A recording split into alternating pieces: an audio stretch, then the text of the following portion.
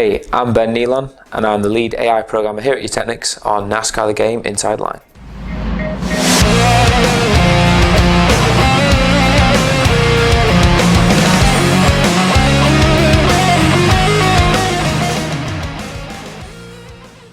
So with Nascar the Game Inside Line, the one major focus we had was to get the AI running harder and faster.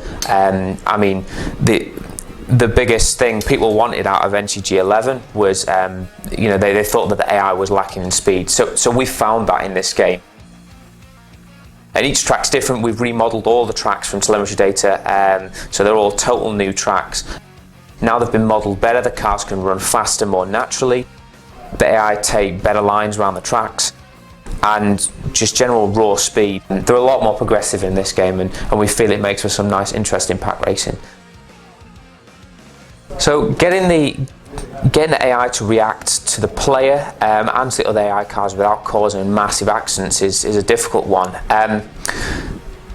In code, we know what all the AI cars are making decision-wise, but we obviously can't second-guess what the player's doing. The only thing we can look at is the player's road position, the player's trajectory, where they're looking to drive to, and try and best guess if it was an AI vehicle, what would we be getting that AI vehicle to do? So we can kind of second guess whether it's good for the player. It's probably bump drafting, and then the AI will prepare to maybe work with the player. If the player's coming to overtake other AI cars and they can slightly move out of the way so they don't cause an accident, they're going to get out of the way.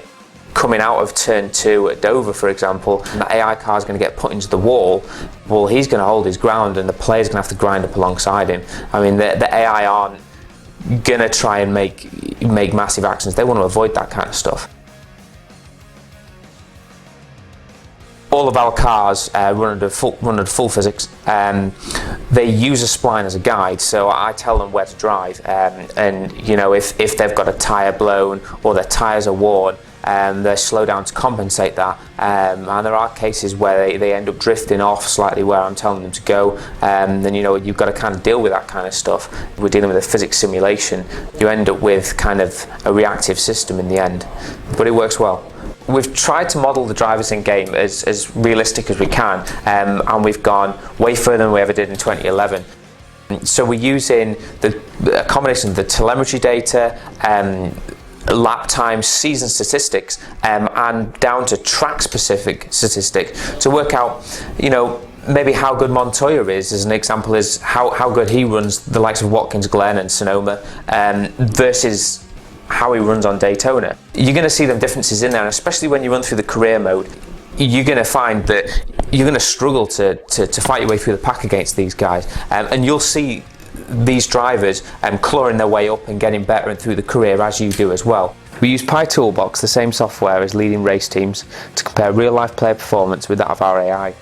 We're able to record telemetry data from the game, then use the tool's functions to compare these data sets. This then allows us to understand and fix any shortfalls that there are in vehicle performance.